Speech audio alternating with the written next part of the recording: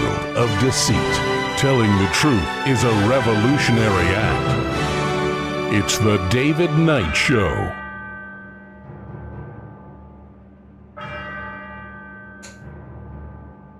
As the clock strikes 13, it's Tuesday, the 17th of February, year of our Lord 2026.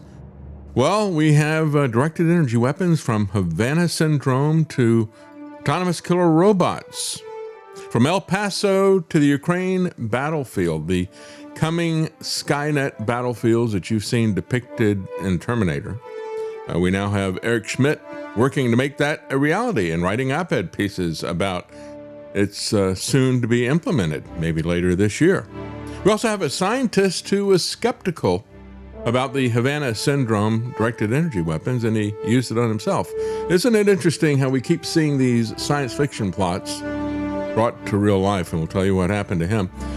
But the reality is, the battlefield of spiritual war, even the secularists see it now in the Epstein docs, and what's revealed with that. But just like the scientists who discovered DNA, they still seek to deny the reality of God that is behind all this. We'll take a look at all of that, as well as some hope in the movement in the vaccine wars. Yeah, the protection of those abusers is not over, but the cover-up is. And we may hopefully be at the beginning of the end of the vaccine wars. Well, we have a researcher who's skeptical about the Havana syndrome, as the Washington Post reported, who said, I'll prove that there's nothing here. And I just think that is the strangest thing. I said from the very beginning, we've had a lot of indications. I guess this guy is coming from the perspective that we don't have to worry about EMF. We don't have to worry about our cell phones. We don't have to worry about the smart meters. We don't have to worry about the soup of EMF and the biological effects. But I've been talking about that for a long time.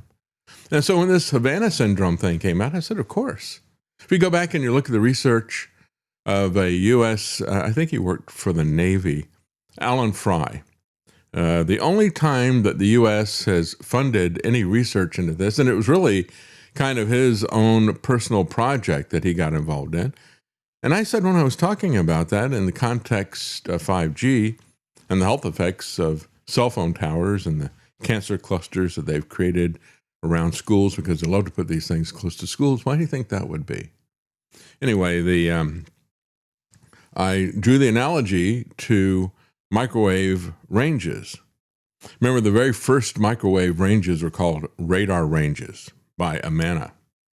That was, I remember that very distinctively, because it was kind of discovered by accident that if the technicians left their coffee sitting on top of the radar device there, that somehow the coffee got hot. Isn't that funny? I wonder what it was doing to their body, by the way. Of course, the good news is that this radiation coming from a point source like that decreases with the square of the distance. Still, if it was in those early days when they weren't trying to do any shielding, who knows what they were exposed to. Anyway, it was a similar thing like that with Alan Fry. They were working on a different frequency spectrum, and he had an assistant who kept hearing these clicking noises, crickets types of things. And it was from the EMF that they were working with. It's not unusual if you stop and think about it. It makes perfectly good sense. Your nerves operate, the optic nerves, the audible nerves, they're all operating on electrical signals. Why wouldn't you think that some kind of an EMF would trigger certain issues with you? And so he started experimenting with it. And I talked about that many, many times in the context of 5G and radiation risks that were there, but also it's not just the health effects of 5G. One of the reasons that they have ignored this stuff is not just for the money that's involved. Yes, that is a big part of it. And if you go back to 1996, the Clinton administration ran through this Telecommunications Act, which said there will be no local objections to telecommunication towers that are being put in. Same type of thing that Donald Trump is doing with AI. We will not allow you to control this at the local level. Well, that didn't fly. You can still stop it. And many places, many localities did push against that, especially when they found cancer clusters at the kids' schools. And so they were trying to lay the groundwork to make sure there was not going to be any regulation of this network that they wanted, a national network, a network where the corporations had bought special favors from the politicians. But so that goes back to 1996, 10 years, by the way, after the 1986 legislation that Reagan signed, that Fauci started as his first thing they did at the NIH, to make sure that pharmaceutical manufacturers would not be liable for any of this. And the Telecommunications Act said localities can require that the towers be covered up for aesthetic purposes, but you can't bring any health claims against it. And so we have this bias, this industry bias against claiming that there's any deleterious effects of EMF. So that's a part of it. And it's also something that the government wants very much so, because they can't do their smart cities and their Internet of Things and their Internet of Bodies without it. They need to have that ubiquitous RF frequencies that are there. So there were a lot of motivations for them to deny it. But I think it also tells us something else about your government, the great Satan in Washington. The fact that they even trash their own people. You've got people who are working for the CIA and they were seriously injured with this stuff. And by the way, these injuries that they were suffering with the Havana syndrome were permanent injuries. They weren't temporary. It wasn't that they got headaches temporarily or nausea temporarily. They struggled with this thing for a very, very long time. And so they had a bias to ignore that, even though it was their own people. And so the Washington Post says this one scientist who was working on this in Norway, a government scientist in Norway, built a machine that's capable of emitting powerful pulses of microwave energy. And in an effort to prove such devices are harmless in humans, in 2024, he tested it on himself. He suffered neurological symptoms similar to those of Havana syndrome, the unexplained malady that has struck hundreds of U.S. spies and diplomats around the world. It's not really a question. I mean, it's directed energy weapons. And William Binney and other people, of course, William Binney, the former global technical head of the NSA, has said that he believes that he has directed energy weapons being used against him. He's left the country, but nevertheless, they still want to get, they're still very angry about what he did in terms of being a whistleblower. So the bizarre story, described by 4 people familiar with the events, said has come to light. Long-lasting effects, cognitive challenges, dizziness, nausea. The secret test in Norway has not been previously reported. The Norwegian government told the CIA about the results. 2 of the people said, mentioning at least 2 visits in 2024 to Norway by Pentagon and White House officials. And yet, even though it makes perfectly good sense that this would be the case, again, when I went back and did research on Moncef Slaoui at the beginning of all this COVID nonsense, what I found was that he and Fauci and Francis Collins, this unholy trinity, had been going around doing a lot of speaking engagements. And the 3 of them really wanted to talk about electroceuticals as the next big thing. Why would that be? And why would they then deny that there's any effects with EMF? Again, it's just common sense when there's so much in your body that is electrical. So those aware of the test say it didn't prove that these things are the work of a foreign adversary, but the events bolstered the case of those who argue that pulsed energy devices, machines that deliver powerful beams of electromagnetic energy, such as microwaves in short bursts, can affect human biology and are probably being developed by U.S. adversaries. Of course, we would never do anything like that, right? Do you remember the Navy Yard shooter who got up there and was taking pot shots at people when they killed him or he killed himself or whatever? They said that on the gun stock of his rifle was carved, "This is my ELF weapon." He wasn't playing Lord of the Rings. I don't think. ELF is extremely low frequency, and it has been talked about in the past. As a matter of fact, Mind Wars, which was written by that Satanist who worked for the NSA, Colonel Michael Aquino, his treatise called Mind Wars. In it, he talked about the effects of using extremely low frequency as a weapon on people. And that is something that the Navy is very much involved in because they use extremely low frequencies, ELFs, massive, massive underground antennas. That's what they use to communicate with submarines, because the submarines are underwater and they need to have extremely low frequency in order to be able to get to the submarines underwater. It's not directional like the higher frequencies are. So, compelling evidence that we should be concerned about directed energy weapons. Paul Fredericks, a retired military surgeon, Air Force general who oversaw biological threats to the White House National Security Council, declined to comment on the Norway experiment. And again, we can look at this and say it makes perfectly good sense, and we can speculate as to what their motivations are. They got a lot of different reasons that they might lie to us about it. The Trump administration took office promising to pursue this as aggressively as they come after the Epstein documents, right? There's been little apparent movement, however. A review that was ordered by Tulsi Gabbard was expected to focus mostly on the Biden administration's handling of it. So again, nothing but partisan finger-pointing. Well, look at what Biden did, blah, blah, blah. A separate development, U.S. government covertly purchased a different foreign-made device that produces pulsed radio waves, and which some experts suspect could be linked to these incidents, according to two people. And then, of course, you've had the implication that Trump made that they used this in the kidnapping of Maduro to incapacitate some kind of an invisible weapon. When you stop and think about the things that our government has, it truly is amazing. This is 60 some odd years, the military industrial complex pursuing their satanic agenda, creating in secret all kinds of weapons. And these things will be released once it all kicks off. And believe me, they are working to try to kick this off at the end of the fourth turning. So it said it's being tested by the Defense Department.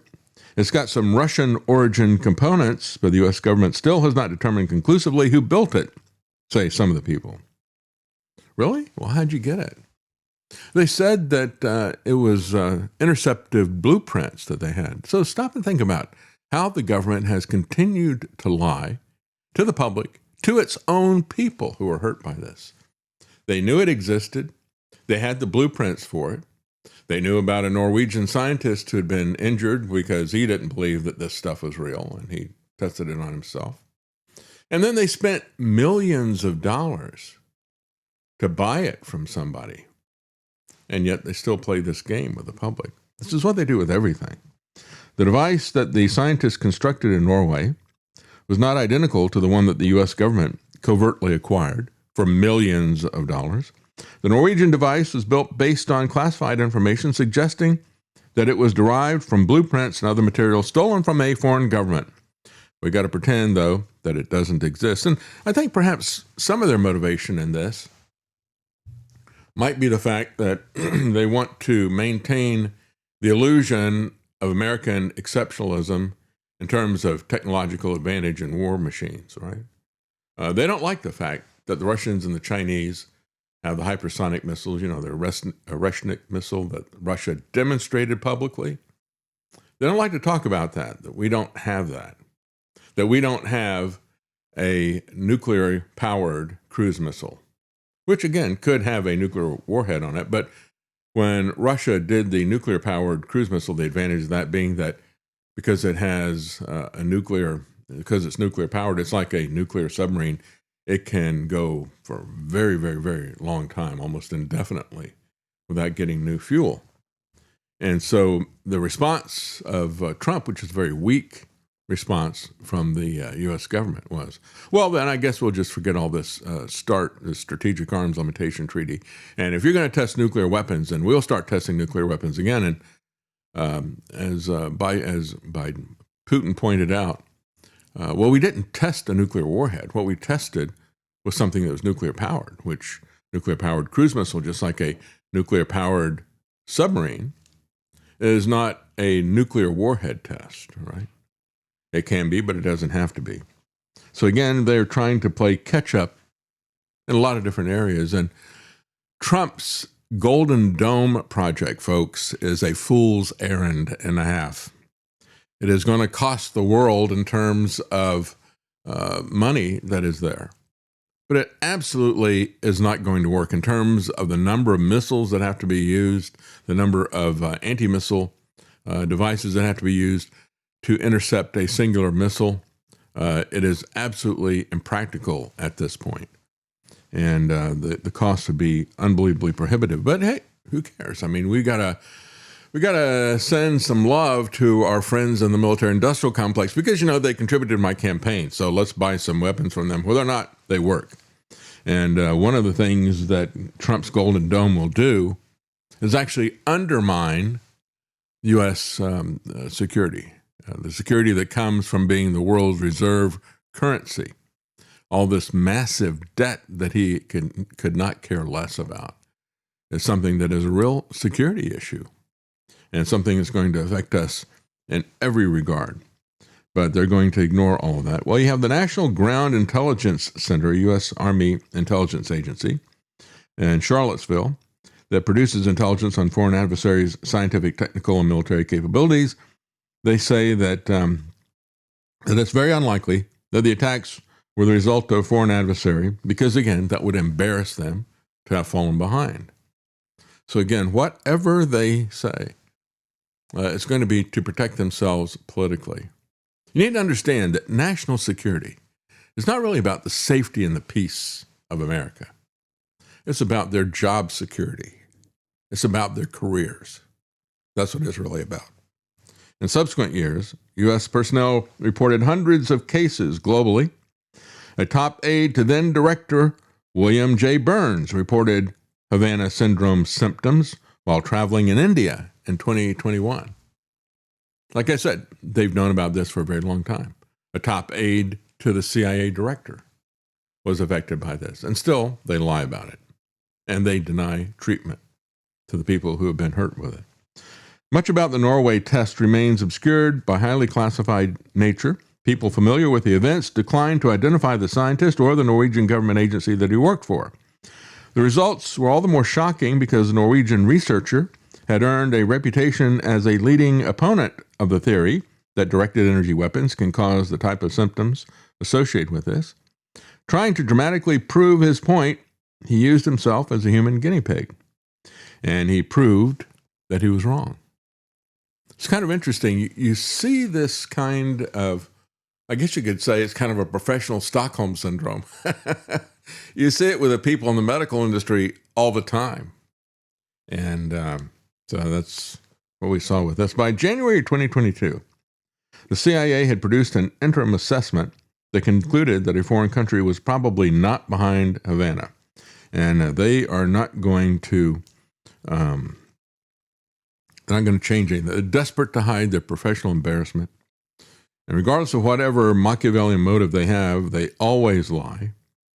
And they show no loyalty to their own. But just understand that with the unlimited amounts of money and the massive amount of time that has transpired, it's just, we cannot even imagine what they're capable of doing.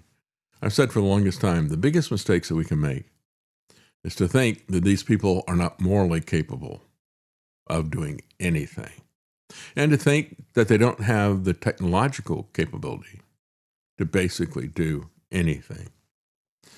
So the CIA, again, its interim assessment overshadowed an expert panel's report. They had an expert panel that came out and said, no, this is real. And so then the CIA goes public with one right at the same time that debunks it. And that's the one, interestingly enough, that mainstream media decided to pick up on and follow.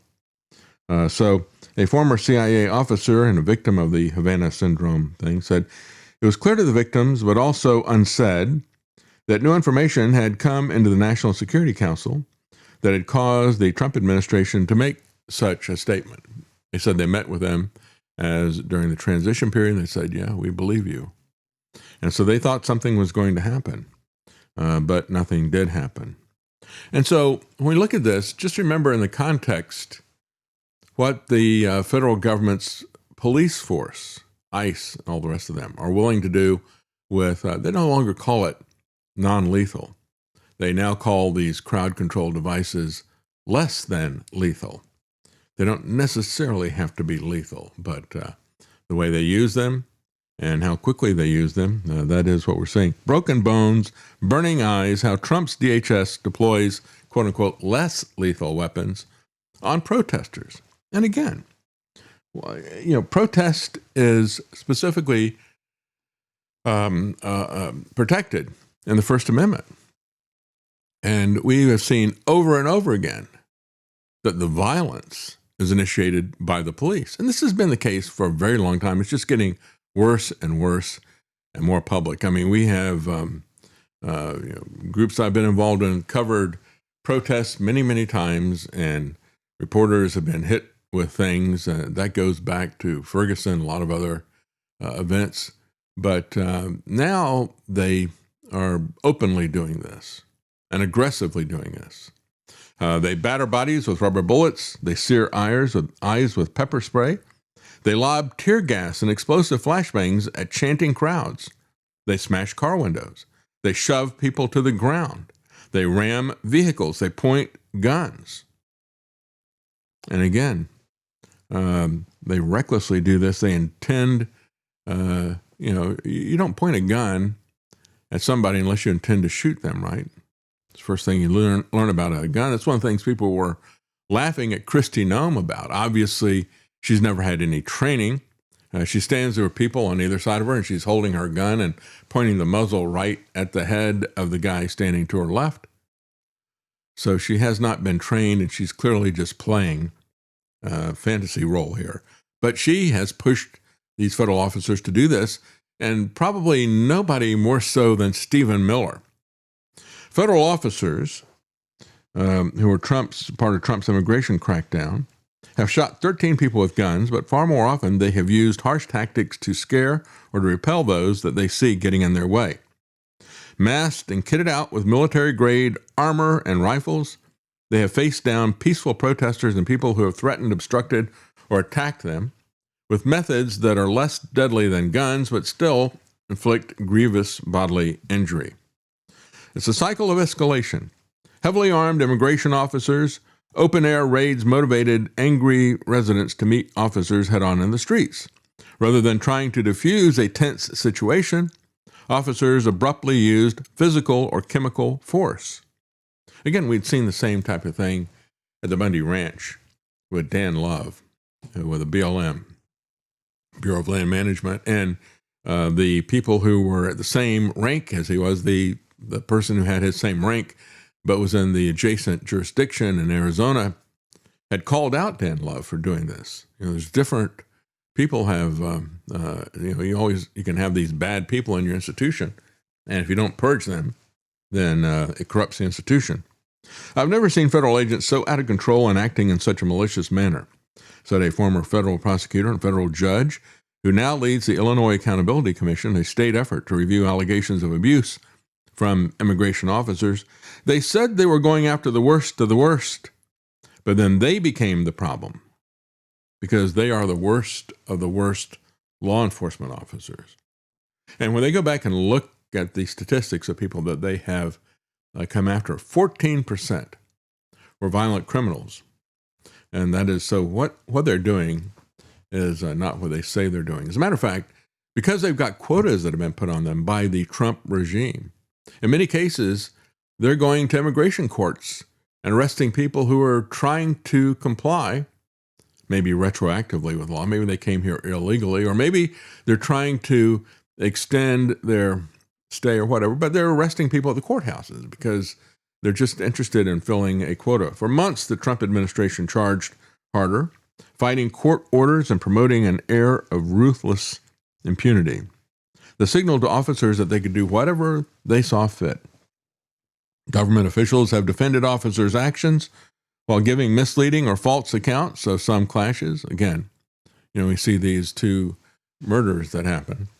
Kristi Noem's reflexive action, just like Donald Trump's, was to talk to people about what was in the video without obviously having ever looked at it. And Trump's reaction when he saw the video for the first time after he'd been talking about it for days, just making stuff up. His reaction was documented by the New York Times reporters who were there in the Oval Office and showed him the video when he saw it for the first time. He kind of stammered and stuttered and changed the topic. Public outcry led the DHS to change the ground leadership and the surge in Minneapolis and to order the wide-scale use of body cameras. Trump has now said, well, maybe we could use a little bit of a softer touch, but then he added, but you still have to be tough. And again, this is not a new issue. This is not something that is different.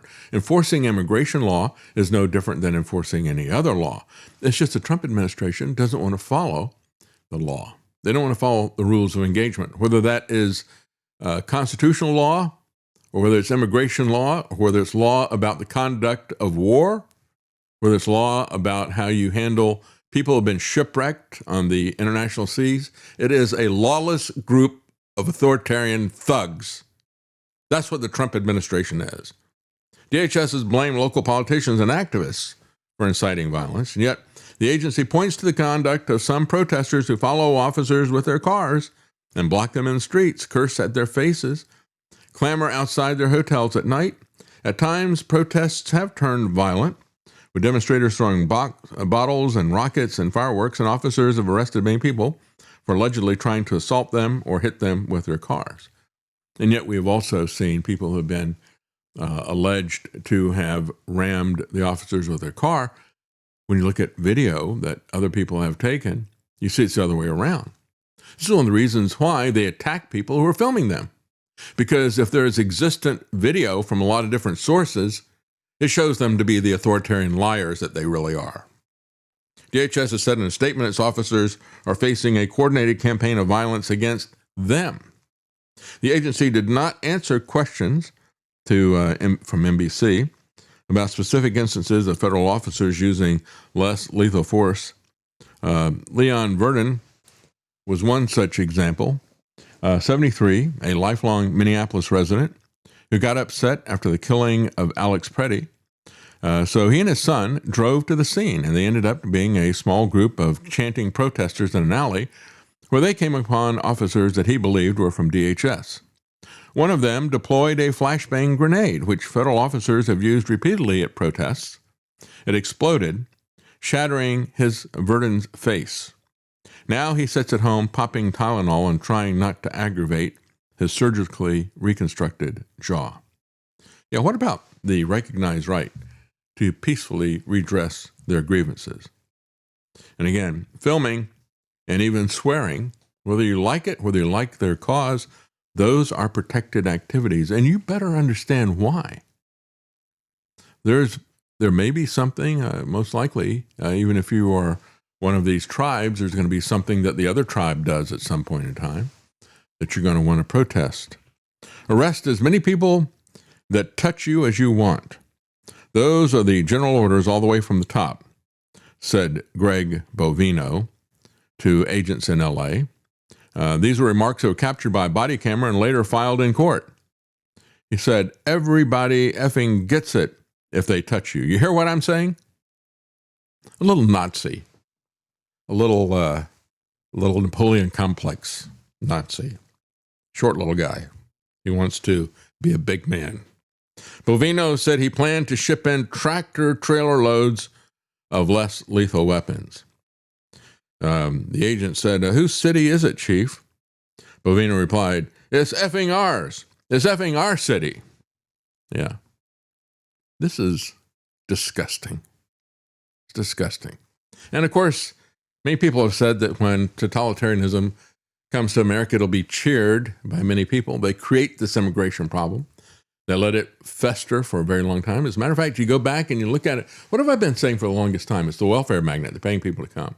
And if you look at most of the immigrants, the majority of them are on welfare. Of the illegal immigrants, a massive majority of them are on welfare.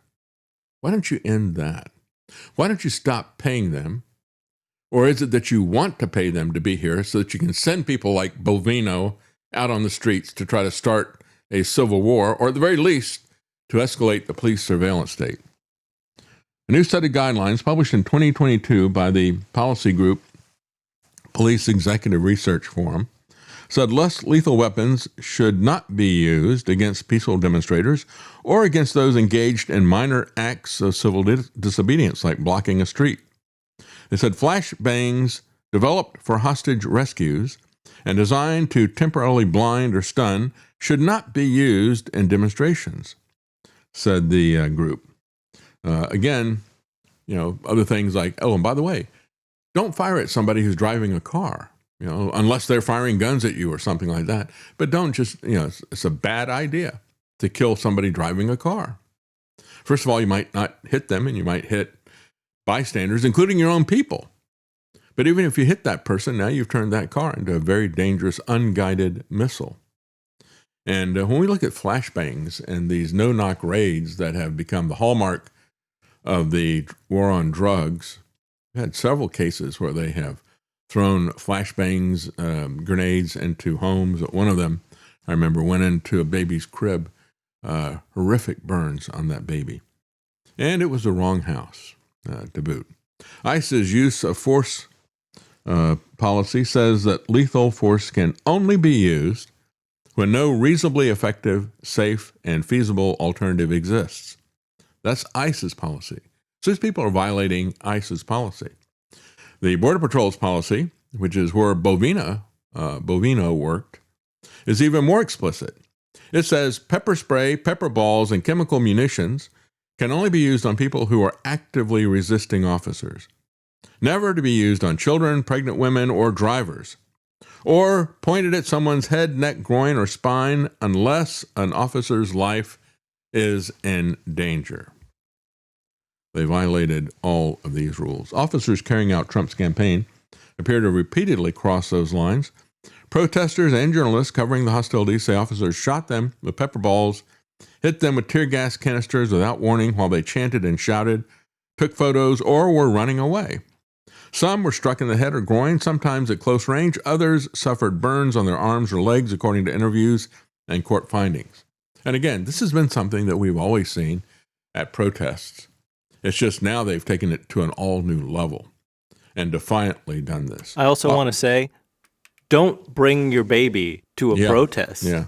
I would say, for the most part, stay away anyway. Yeah. If you're not someone that is willing to get messed up and hurt, don't go to these. But especially, do not bring a child to this, because I hold these people complicit as well. You're protesting these people for being what you're saying they're fascist authoritarians that want everyone dead. Oh, it's a perfect place to bring my child. Get it together. You're trying. If you're right, it's a really dangerous place to be, right? Yeah. And you are right about that. Yeah, if you've got an interest in this and if you are passionate about it, but you have to understand what the risks are. It's like the Bundy Ranch thing. We understood what the risks were. We knew it was very risky, but we're passionate about showing what was happening there. And so just understand what you're getting yourself into. So it's not going to be a walk in the park when you go to some of these things, unless everybody is armed like at the Alamo. We're going to carry our arms peacefully. And our whole point is to show that we can be peaceful and carry weapons. And the police are not happy about that. But it was a very peaceful protest. So nobody got arrested or hurt. Yeah. In closing, basically, if something is a big enough deal to warrant protesting, it's a big enough deal that you shouldn't bring your children to it because they will probably be unsafe. That's right. Officers have repeatedly been filmed shooting people, pepper spraying or powder directly in the faces of people who don't appear to be violent or threatening.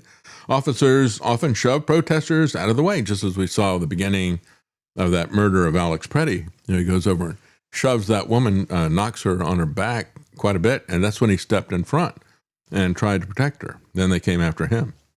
Children have been hit with tear gas. 2 young men were partially blinded by rubber bullets in L.A. last month. A DHS official previously minimized one of the men's injuries, saying federal officers have been faced with a mob of rioters. As a matter of fact, I think when they say partially blinded, I think he lost an eye, the one that I was looking at. So I guess they say he partially blinded. Losing an eye I think it kind of minimizes it. You say somebody's partially blinded. I mean, that's and that's anyway. 27-year-old who said that she was struck with rubber bullets, one of which hit her forehead while holding a sign shouting at federal officers during a June protest in Santa Ana, California. She said she experienced brain fog for months. Yeah, head injury, trauma.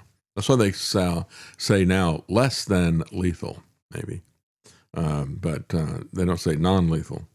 Federal law makes it difficult to sue a federal officer, of course. They give themselves immunity, and we've had J.D. Vance talking about how they have absolute immunity. I got to say, the guy is dead to me as far as political support. Anybody who would say something like that in the face of what we saw is not qualified to hold office.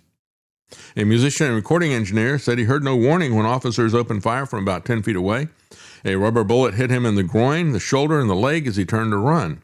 He felt a heavy thud on his left hand, and he ducked behind a car. One of his fingers looked mangled. He thinks he was hit with something heavy, like a tear gas canister. It felt like a war zone where there's only one side that has weapons. The only weapons that we had were our speech and our voices.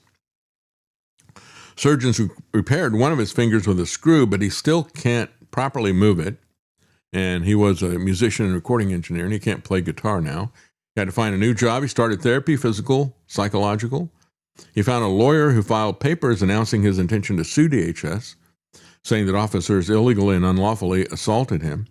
He also shared his story in a lawsuit against DHS in L.A., where a federal judge tried to rein in officers, saying that they had, quote, unleashed crowd control weapons indiscriminately and with surprising savagery, unquote. The Trump administration is still fighting that order. An emergency room nurse in Portland, Oregon, believes that DHS's summer operations were a prelude to the force they used later in other cities. In June, he was hit in the face with a tear gas canister while he shouted at federal officers through a megaphone. He said he suffered a concussion and still has hour-long stretches, including at work where he has trouble keeping his balance. Look, you may not like what somebody says, and you may not like them shouting it through a megaphone, but this is the free speech issue, the canceling of people on social media and everything. If you don't support free speech, folks, you won't have any speech for yourself either. You have to support free speech, even if you disagree with it. And you need to support peaceful protest. The founders wisely put all that stuff together. Free speech, free press, protesting, religious liberty, they all go together. You cannot separate them. They either hang together or they hang separately. To paraphrase what they said, what Franklin said. DHS as an agency is seeing how far they can push the envelope, how much they can hurt people exercising their free speech rights in nonviolent ways, and how much violence they can bring on people to shut them up. And will the public tolerate it? That's the key thing. So, over and over again, we have looked at the fact that even in Chicago, you have Trump boasted about what he wanted to do there and how he wanted to go to war with Chicago. It truly is amazing when you look at how confrontational this has all been. When he put out that picture of him like Robert Duvall in Apocalypse Now, who, by the way, just passed away yesterday at 95. We went through and picked up a list of Robert Duvall movies that we haven't seen in a long time. Start looking at some of those, but when he put himself in the role in Apocalypse Now, he also tweeted out, he said, "I love the smell of deportations in the morning. Chicago is about to find out why it's called the Department of War." This is a president who wants to go to war with his political opponents in America. It's disgusting to see what he's become. Stephen Miller, the architect of Trump's deportation policies, announced a new anti-crime task force of law enforcement agencies, including ICE. He said, criminals, quote, have no idea how ruthless we are. Well, I think we do know. As many people put him in a little Nazi uniform and call him Pee Wee German. I see the guns and badges in this room, he said. You are unleashed, Miller told these people. The handcuffs you're carrying, they're not on you anymore. 3 days later, a Border Patrol agent shot and injured Miramar Martinez, 30 years old, a U.S. citizen, and the agent who hit her bragged about his aim in text messages. You see this rottenness that we see on the streets. This country is rotting from the top down, from the Trump regime down. People like Stephen Miller, people like Bovino, people that like Donald Trump. I won't call him president. Some officers in Chicago laughed and made jokes about tear gassing protesters. A federal judge found, based on body camera video that he got from them. On October the 24th, Miller sent another public message. To all ICE officers, you have federal immunity in the conduct of your duties. Again, this is the same guy that immediately and falsely labeled Alex Preddy a domestic terrorist. It is Stephen Miller, folks, who is a domestic terrorist. What is a terrorist? It's somebody who, by the use of force and fear, seeks to achieve a political goal. Is that what Stephen Miller is doing? Well, quite frankly, yes. This is way beyond law enforcement. This is way beyond getting people who are fraudulently involved with the Somali criminals in Minneapolis, which, that was something that was happening in Trump's first term. And it was ignored in Trump's first term, ignored with all of his buildup of ICE until that reporter brought attention to it. Then they seized on that as justification for what they had been doing already. So, again, Miller said, you have immunity to perform your duties, and no one, no city official, no state official, no illegal alien, no leftist agitator, no domestic insurrectionist, no one can prevent you from fulfilling your legal obligations and your duties. The next day, more mayhem erupted. Officers shoving a father in a yellow duck costume to the ground and beating the ribs of a 67-year-old resident. Officers then fired tear gas, filling the air and sickening a 2-year-old girl and her mother who were playing in a nearby field. They weren't even protesting. This is how insane this all is. These people want to bring war to us. It is disgusting. So, U.S. District Judge Sarah Ellis found a litany of civil rights violations by DHS officers. She said it shocks the conscience. She barred the use of chemical weapons unless officers' safety was in peril, which, by the way, folks, that was all dismissed. Oh, this is some leftist judge, some open border judge. No, this is the policy of Border Patrol and ICE, that you don't use this preemptively. And you don't use it unless your safety is in peril. But they were using it as punishment to people whose speech they didn't like. So, again, they're cranking it up and trying to initiate this everywhere. As a matter of fact, there is a police officer who wrote for an op-ed piece for Reason. He says, as a former cop, I have to ask, what is ICE doing? And of course, he uses an expletive in this. He said, videos of recent immigration enforcement raise serious questions about authority and escalation. In a video of a late January incident in Minnesota, federal immigration officers sped past as a matter of fact, they'll just, this is a different video. This is an ICE agent pulling a gun on a protester. Look at this. He's got his pepper ball gun there. And that's not enough to point a pepper ball gun at somebody. He pulls that down and then pulls out a real gun and sticks it right in the person's face. Absolutely amazing. And in this article, he's got a picture, which I think was taken from their dash cam. You got some ICE agents who, with an unmarked car, they pull in front of this car and get out. Look at that. Scroll down and show the picture. And then they get out of the car, pull their weapons, and approach the car with their weapons drawn and pointed. Yeah. So just like no muzzle control, just like Kristi Noem. So in a video of a late January incident in Minnesota, federal ICE officers sped past an observer's vehicle, swerved to box her in, and while the driver called someone and asked for them to dial 911, agents approached with weapons drawn and ordered her out of the car. Why? For filming These thugs, they're thugs. They're not law enforcement. They're not enforcing the law. They're not obeying the law. They're thugs. They're a gang. They've got their uniforms and so forth. There's no different than the Bloods and the Crips, except they're more dangerous.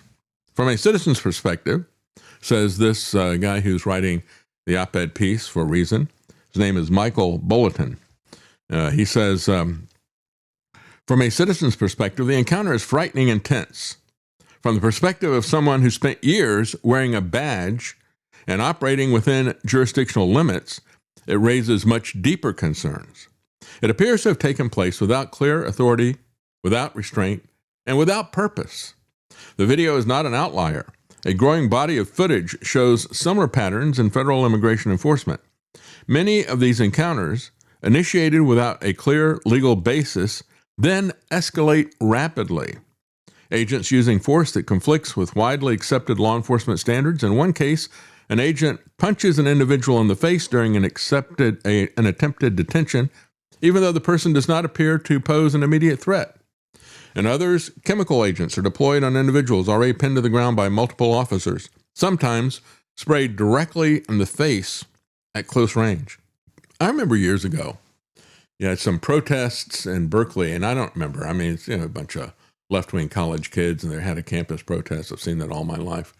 And they're all sitting cross-legged on the floor. You probably remember this. And there's this fat cop in body armor and everything. He walks right up to them, just walks down the line, spraying them in the face, just holding the canister right in front of their face, walking down the line, spraying them. It's like, where is that acceptable? Under what circumstances is that acceptable? That kind of initiation of force, that kind of violence, it is not acceptable. In one case, an agent punches an individual in the face, as I pointed out. People are being struck with canisters, other objects, pepper ball munitions, fired at distances that appear to violate use of force protocols. Modern law enforcement training is explicit about these risks, says this former cop. Force stacking, prolonged prone restraint, and unnecessary escalation with chemical agents are repeatedly identified as dangerous and in some cases deadly. These are core principles taught across agencies because their value is clear and unambiguous. Taken together, these encounters suggest more than isolated judgment errors. They point to a broader pattern of authority being exercised without sufficient legal grounds or professional discipline, thanks to people like Stephen Miller, Pee Wee German, as I pointed out before. They're provoking this. You look at him and Bovino, these are the rules of engagement, and it comes from the top. It comes from Trump. A federal badge, writes this former police officer, does not come with universal authority or with absolute immunity, as some wrongly claim. Who would that some be? That some would be J.D. Vance. In many of these videos, encounters are initiated with U.S. citizens engaged in constitutionally protected activity. Filming, speaking, standing nearby, questioning authority. Those actions do not create detention power. Filming officers is not interference. Verbal criticism is not obstruction. Refusing an unlawful command is not resisting. Now, I got to say, why do we have to explain this to the MAGA crowd? Didn't they experience all this just 5 years ago with January the 6th? How could they forget so quickly? How could they side with an out-of-control federal government so quickly and all this stuff? And of course, as I said before, I've seen this happen over and over again. I've been in a lot of these protests, and so I warned people not to go. I said, first of all, there's nothing that can be accomplished. And you're not going to be welcome in terms of protesting this election. Put stuff on social media or whatever. There's that's dangerous enough. Get you on a list. But every police academy teaches the same foundational rule. If you do not have lawful authority to detain, you cannot use force. Escalating force does not create authority when that authority did not exist before. It cannot be a substitute for legal justification. Yet, in these encounters, escalation often appears to come first, followed by claims of resistance that are then used to rationalize the force that followed. They've got it exactly upside down, inside out, backwards, like the government does to our Constitution and Bill of Rights all the time, isn't it? Isn't that what they always do? They invert it, subvert it. Officers are trained to avoid this kind of dynamic. We are taught about officer-created jeopardy. The idea that officers are responsible for decisions that unnecessarily create danger. Initiating physical contact when disengagement is available. Escalating verbal encounters without tactical need, or inserting oneself into a situation without lawful purpose, all become risk. Hey, don't we all know this? I mean, haven't we all seen Barney Fife at work? It's the same type of thing, Gotta nip it in the bud. So they insert themselves into these things, unnecessarily confrontational as well. So again, courts understand this, he said. They do not freeze the frame at the moment that force is applied. They examine how that moment came to be. But again, when you look at Stephen Miller, he's creating a police force of Barney Fifes. We're all hyped up to go engage people. Use of force policy also makes clear that officers must de-escalate after control is achieved. Earlier resistance does not justify continued force. Spraying chemical agents into the face of a restrained individual is not de-escalation. Holding someone prone while layering force tools is not decisive enforcement. This is exactly how people get seriously injured or killed. In other words, you got everybody piled on Alex Preddy, which is what Rand Paul showed when he showed the video. Got all these people piled on him, holding him down. And you got a guy who pulls his gun, and a second officer takes out the gun out of the back waistband of Alex Preddy. And the guy who saw him do it is the one who starts shooting Preddy in the back. These glaring violations and contradictions present in these incidents take a toll on local law enforcement, who have to respond to everyday calls against a backdrop of renewed fear and distrust. The public doesn't distinguish between badges or agencies. They remember the coercion, not the jurisdiction. This criticism, by the way, he says, is not meant to be anti-law enforcement. It is pro-professionalism. Policing depends on legitimacy. Patterns of agents who are overstepping, escalating unnecessarily, or treating force as a shortcut to control weaken the legal and moral foundation that allows law enforcement to function at all. Many officers see what is happening and know that it is wrong. Now is the time to speak up, he says. If the current trajectory continues, they may do irreparable damage not only to public trust, but also to the credibility of law enforcement more broadly. Yeah, they may do what the medical community did to vaccines, by the way. May not be a bad thing. It might be a good thing if we start to move back from some of this stuff. Well, we're going to take a quick break, and we're going to move on to other topics. This is something, though, folks, that is incredibly important. They desire a police surveillance state. This is moving the Overton window, how they want to do this. I got some comments here as well. I'm Marty says, good morning, rumblers of the night. On Newsmax, on X, Lee Greenwood says, Trump's greatest president ever. Yeah, Lee Greenwood needs an emergency MRI. It truly is amazing when you look at this. It is has become a cult. Really has become a cult. Jason Barker, nice to the storm. Good to see you. He says, there's so many control studies on various frequencies and exposure levels, all causing harm. I've yet to see one that has a mixture of what we are exposed to daily. That's right. Just like the vaccines, right? If they test it at all, they will test one vaccine or one pharmaceutical drug. But you get this soup of stuff that is involved. When I was having therapy, talked to a guy about that who was a physical therapist, and he was telling me his issues with Cipro and the fluoride-based antibiotic that was so harmful to Lance.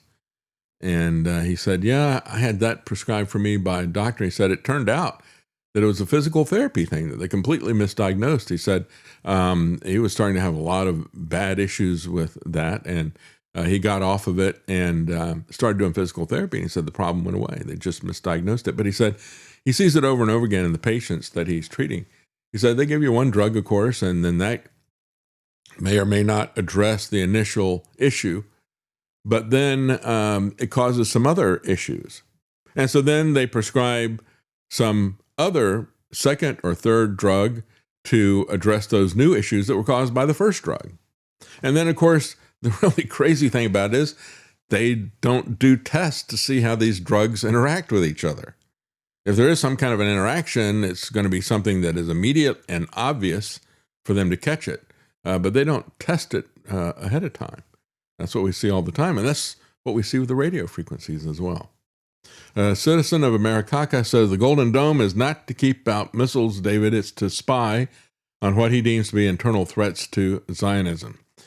Yeah, I think there's always different motivations of these different things. And of course, when you look at Trump's attacks on anybody who criticizes him or reports on him in a way that he doesn't like it, his attacks on people who criticize a foreign government, Israel, and he doesn't like that either.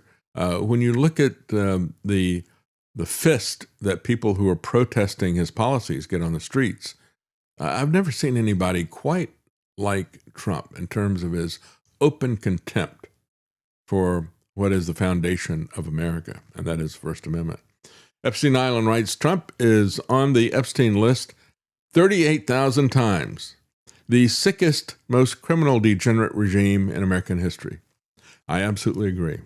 As a matter of fact, there was somebody did the real Melania movie, and it starts out with that. It's Melania holding a phone, and it says Trump's name is on there 38,000 times, and then she sees on her iPad what she's writing in the limousine, more stuff, and she gets this expression on her face, and she whacks Trump with it. I don't know if she cares or not, quite frankly. She was a part of that whole scene. AP Rumble seat. Brick pallets and guillotines miraculously appearing on the streets during the summer of 2020. That's right. It was not naturally occurring. It was orchestrated. They're trying to do the same thing now. It is a uni-party. Yeah. Swamp Lover, they need to do away with qualified immunity for police and all government agents. That's right. They should be held to a higher standard, not no standard at all. If you have the entire force of the American government behind you, if you are not restrained by law, you become the most dangerous gang possible. You're worse than Sinaloa or any of these drug cartels because you have more power, more reach, and a larger mob. Sylvia 19, I've been watching the China show with Winston and C. Milk on YouTube. They explain Chinese propaganda tactics. It's eye-opening because the deep state uses the same things. Yeah, that's right. Absolutely. And it is... We are adopting their economic strategy of fascism as well. You know, how is it that China, the Chinese Communist Party, could be fascist? Well, they are fascist by the economic definition, the merger of state and government economically. And so that kind of blurs the line. China, I think, is best understood as the beta test for the technocrats. They want slave labor and all the rest of the things that you see in China. They want that power. How many times have we seen presidents talk about that? We have seen Justin Trudeau say, well, if only I could do what the Chinese government does. I could just order everybody to save the environment or whatever, fill in the blank. But George W. Bush has said the same thing. There's your uniparty. The uniparty wants to be the Chinese Communist Party. That's why I say it's kind of interesting that when Microsoft put together the Coalition for Content Provenance and Authentication, the initials were CCPA. It's almost like the Chinese Communist Party of America, isn't it? Because what they want to know is who created this and are they on the approved list? And we're going to put together a coalition of hardware manufacturers, software manufacturers, media sycophants, and we are going to stop any kind of communication from the people that we have put on our list, the same way the Chinese do it. So yeah, they want to be Chinese in every awful sense of the word. Well, we're going to take a quick break, folks, and we'll be right back.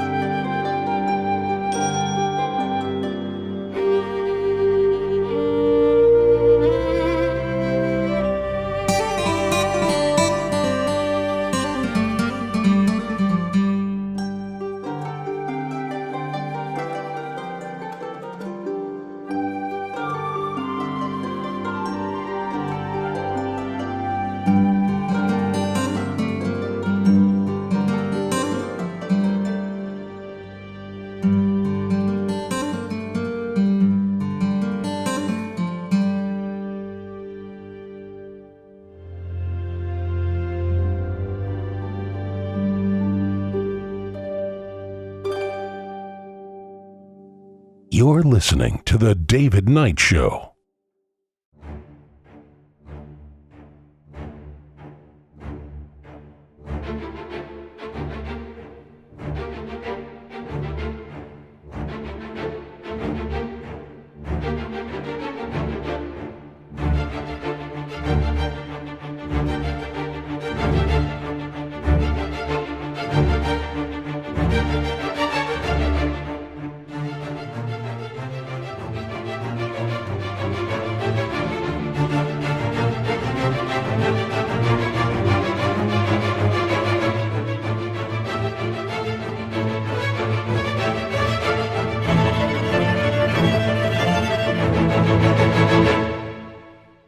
You're listening to The David Knight Show.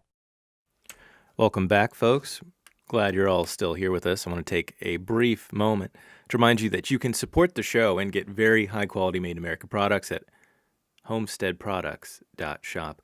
Again, it's homesteadproducts.shop, and they have all kinds of things, whether it's survival food or barbecue sauce. They have just about anything you could want there, and like I said, it's all very high quality. I'm personally a huge fan of their hot sauce. I think it's delicious. I stole it, so we don't have any more of it, so we can't show it off to you because I have finished that. But it is very good. We're going to get some more of it ourselves, as a matter of fact. We'll use that code NIGHT to get 10% off. That's right. Promo code NIGHT for 10% off at homesteadproducts.shop. You can see their website here.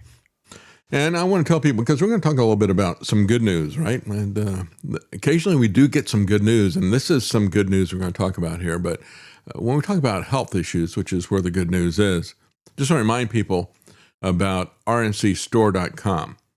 Go there, educate yourself. They have a tremendous number of books. Again, one of the best ones that you'll find is A World Without Cancer by G. Edward Griffin. And you can get natural ingredients that have been shown, and you can do the research yourself, have been shown to be very effective against cancer, more so than the types of things that they're pushing. It's part of the story, and you look at the pushback from the pharmaceutical industry. It's like, oh, come on, you're shutting down approval for these mRNA vaccines. We were just ready to release a new cancer vaccine that was going to be mRNA. And it's like, yeah, right. Yeah, a vaccine that gives you what it's supposedly inoculating you against. But if you want to fight against this stuff, now is a very important time. And there are natural ingredients, things that God has given us that can be very, very effective, other than these poisons that we get from these pharmaceutical companies. This is what destroying the vaccine market looks like. A shocking move by RFK Jr. This is from a publication called The Bulwark. And it was picked up by the Drudge Report. And when I saw it, I immediately, that was clickbait for me, because it's like, I want to destroy the vaccine market. Absolutely do. You won't find anybody more anti-vax than I am. Moderna decided this past week to tell the world about bad news that it received from the federal government. A potentially groundbreaking vaccine for seasonal flu. Yeah, supposedly they got a cure for the cold. Can you believe it? Don't believe it for a second, folks. They said they developed this, and but they would not be getting approval from the regulators. And it wasn't even getting formal consideration. Imagine that. The world turned upside down. They've established a regulatory capture system where basically everything is rubber stamped. And now what they're getting is a rubber stamp that says, no, denied. And so that's got to be some good news. I'm glad to see that. And as I said, when they do the right thing, let's cheer them for doing the right thing. Doesn't mean that I categorically trust RFK Jr. I don't. But in this particular case, I think they've done the right thing. And they're getting a lot of criticism. They got all the right enemies, as a matter of fact, all this stuff. There's nothing normal about the way the federal government is behaving, says Bulwark. Moderna's flu shot, which uses mRNA technology, is the product of a lengthy research and development process that goes back years. Oh, yeah. As a matter of fact, I said this when the COVID shot, the Trump shot, was being pushed out there. I said, they've been around, at that point in time, they'd been around for a decade. And Moderna was all about mRNA. As a matter of fact, the way they initially pronounced their name was Mode RNA. And then they changed the pronunciation to Moderna. They had produced one happy story after the other about mRNA, how it was going to fix things with genetic manipulation and that type of stuff. And they had never gotten a product approved, never, until Trump pushed them through for this COVID vaccine. What they had done, they'd still made a lot of money because they would put out a happy story about how they had a cure for this or a cure for that. And then it showed that they didn't have that cure. It showed that it was harmful. And then it didn't get approval. But in the meantime, they were able to pump their stock up based on this happy story. We got a new miracle drug for situation X. The stock goes up, and the people running the company make a lot of money off of that happy story that they told Wall Street. And then it doesn't pan out. So yeah, they've been around decades doing this kind of stuff. Along the way, Moderna scientists consulted directly with the officials of the FDA and that review and approve these vaccines. Such consultation is normal. Yeah, it's regulatory capture. And a major focus of the discussion between the company and the regulators was how Moderna should test the new shot to demonstrate its safety and effectiveness. Folks, they don't have any tests that demonstrate safety and effectiveness of these vaccines. Again, we talked about all this 5 years ago. How do they test a vaccine? They don't do a challenge test. You had a group of people who said, well, this COVID thing is really dangerous and it's going to kill everybody. We will volunteer to be the guinea pigs. You give us the vaccine and then expose us to COVID. Well, they wouldn't do it because there's a problem with that. A, they'd not isolated COVID to expose them to it. And B, they never do that. Because if they did that, people would realize that they're not effective. And they'd realize that there's no contagion that is there. So they never do that. They said, well, it'd be unethical. If we were to take a control group and give them a placebo and then expose them to a disease, we can't do that. That'd be unethical. So no, we can't do that. They never do that. What they do is they do their first phase test where they get first they test it on animals, then they test a drug on people who are guinea pigs, who are typically criminals or something like that, and they still volunteer for it. It's not supposedly, I guess. Anyway, they test it on a few people to see if they drop dead instantly. If they don't, then they do phase 2. Phase 2, they get, typically if it's a therapeutic, they get people who have this disease that they think it's going to be treating, and they separate them. Some of them get a placebo, some of them get the drug, and they look to see how people respond to it. Does it help people who are already sick with this disease? If that looks good, and usually it stops at that point, if that looks good, then what they do is phase 3, which is a bigger group of people that they tested on. But they don't do any of that for vaccines. They do the animal test, they do the initial toxic test of phase 1, and then what they do is they give people an injection and just let them circulate around the population for a couple of years and then look at the rate at which their vaccinated group comes down with the disease versus the rate at which the unvaccinated group comes down with the disease. And that's how they determine the safety of it, the effectiveness of it. The safety is even more questionable because, as we saw with the COVID shot, what they were doing was injecting people with other vaccines rather than a placebo. So they were getting harmful vaccines. They were getting vaccines for meningitis, for example, as a placebo. And that included a lot of the toxic adjuvants that were in it. So again, when they look at it, it's not like it is safe. It's just that it doesn't have that much difference from the people also given a different kind of vaccine with all the adjuvants loaded up in it. So all of this stuff, folks, about safety and effectiveness is a bunch of nonsense, especially when they decided that they were going to, for the vaccine, they were going to skip all the testing. Not even pretend that they were going to let people circulate around and see if the COVID shot, people who got the COVID shot got sick with COVID at a lower rate than the people who got a placebo. They didn't even pretend to do that. Anyway, ultimately, the FDA agreed that Moderna's design for a trial was acceptable, according to communication that Moderna cited in a press release. Moderna proceeded with the testing, got promising results, they said, and submitted its application. They had good reason to believe that it would receive approval. Instead, February the 3rd, Moderna got what is known as a refuse to file letter from the FDA, to which the agency said the company had not put the new vaccine to a sufficiently demanding test, which is true.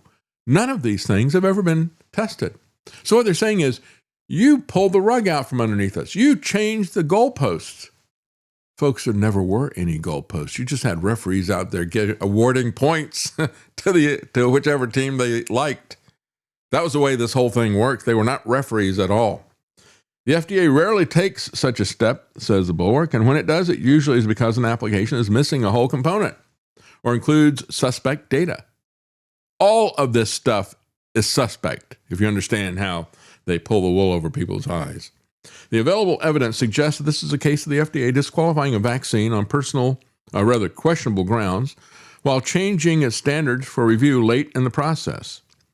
Based on reporting in outlets like Stat and the Wall Street Journal, along with the decision, didn't come from senior career staff working most closely on the application because they thought it would move forward. They said instead, it came from the top, from Vinay Prasad, a physician researcher whom Kennedy installed as director of the FDA's Vaccines and Biologics Division. Good. Good for them. Thank you for doing that. A director overruling career staff on a decision of this magnitude is highly unusual. Yeah, and of course, they are, when you're looking at this, and what they're saying is, well, all the staff that are there and this institution wants to approve this and rubber stamp it without having done any real testing. That it's only one guy at the top. And this is the problem with this, that it most likely will revert back to what it's always been once one or two of these people are gone at the top. It's the loss of reliable federal support for vaccines, said one person, and how that loss is already dissuading companies from developing new shots that could someday protect hundreds of millions of people from dangerous, even lethal infections. Well, that is excellent news. The problem is that since they don't have to test this stuff, as soon as the administrators at the very top are gone, what the vaccine companies and what the FDA will do is they'll rush to market a bunch of untested lethal stuff. We've seen this over and over again. The CDC estimates that the last season's flu, circulating late 2024 and early 2025, killed tens of thousands, maybe more than 100,000 in the U.S. Where do they get these numbers? Why didn't anybody question any of this stuff with COVID? I questioned all that. As a matter of fact, I got in a big fight with Mike Adams, who was taking the CDC side. I said, come on, Mike, you know from a fact you've talked about the flu shots and you know how they make this stuff up. And yet he pushed the panic button, right? And he started selling masks and all the rest of the other stuff. Disgusting. Anyway, when designing each year's new vaccine, scientists have to predict which strains are likely to circulate. How do they do that? Did you know they've got a crystal ball? Did you know, do they do it with tarot cards or some kind of thing? Do they have a divining rod or something so to find the water and to find out what the flu strain is going to be next year? It's patently absurd when you look at this. How could anybody, this is what I say about the vaccine industry, about virology, about the COVID pandemic. When you create a fictional world, you've got to do a good enough job that it hangs together logically, right? That's a sign of a good sci-fi film or book and a bad one, right? A bad one doesn't hang together. They create their own fictional world, but then there is a certain logic to it, and you have to abide by those rules. If you don't do it, then it's, everything is off. All bets are off. And that's the problem with virology. That's the problem with the vaccine industry. They've created this fictional world, and it is logically inconsistent. How can you say there's a different strain of flu every year and you got to get another flu shot this year because there's a different strain? But we have made these things up in advance, and we don't know what that strain is going to be. We've just taken a guess at it. How could you possibly buy into that kind of nonsense? They admit that. Here they are admitting it. This is Bulwark who's pushing the panic button about what are we going to do about vaccines? And they admit the inherent absurdity of this entire thing. Because the companies create the key material for most of today's flu shots by growing them inside of eggs. And so this is the big advantage of mRNA. They don't have the time thing there. So supposedly we can go out and isolate this flu strain, and then we can make the mRNA to prevent that. Except that doesn't work either. So to unlock all the promise, a company like Moderna, all the promise of mRNA, has to demonstrate to federal officials that a shot actually works. No, they don't. They didn't even do that with COVID, of course. So now we're supposed to see that they have a cure for the common cold. We know that these flu shots don't work. I mean, over and over and over again, before Trump was pushing the COVID shot, and before Alex Jones jumped on and told people it's sugar water. Come on, you can take a little bit of the aluminum and mercury injected in your veins. That's not a big problem. You can do it for Trump. Before that, we used to talk about how, look, Glenn Beck made a big issue of getting his flu shot publicly, and he immediately gets flu. And we see this over and over again with celebrities. They would go out and they'd get shot with this stuff, and it would wreak havoc on their immune system, and they would wind up coming down with a cold or flu. So it never worked. The companies and their investors, says Bulwark, have taken notice and action. Even before the flu shot imbroglio, Moderna announced that it was putting on hold research into potential mRNA treatment for other conditions. And as companies dial back on research and development, it won't just be for current threats like seasonal flu. Early studies suggest versions of mRNA vaccines could be effective against certain kinds of cancer too. So I say, go to RNC store, educate yourself. Look at what G. Edward Griffin did. Smart guy, honest guy, and read what he had to say about B17. Again, go to RNC stores and use the code NIGHT. Don't go anywhere near a cancer vaccine or mRNA. That'll give you turbo cancer. And so they're just looking at ways that they can do mass murder, folks. From public health to security state. This is from another industry publication. And actually what they're doing, they're pushing back against that somewhat. According to Reuters, you've got a guy, his name is Richard Hatchett, doing a hatchet job. He's CEO of the Coalition for Epidemic Preparedness Innovation, CEPI. You've seen that before. That's a Bill Gates funded organization. He argued that vaccines need to be treated not only as public health tools, but as instruments of state security. Let me just say to you that this whole idea of public health is an instrument of the security state, of the police and surveillance state. That is the MacGuffin that they have been setting up. This whole idea that public health is this nebulous thing that has to be protected. Your individual health, however, doesn't matter to these people. It doesn't matter if you've shown that you have had a lot of issues whenever you have been vaccinated or your children. They don't care about individual health. They only care about this nebulous thing called public health. And as I said, how do you have public health if you don't have individual health? It's not about that. It's a collectivist idea for control. And so Hatchett is saying this is a security problem, not just a global health problem. Pandemics disrupt economies, destabilize governments, and strain military readiness.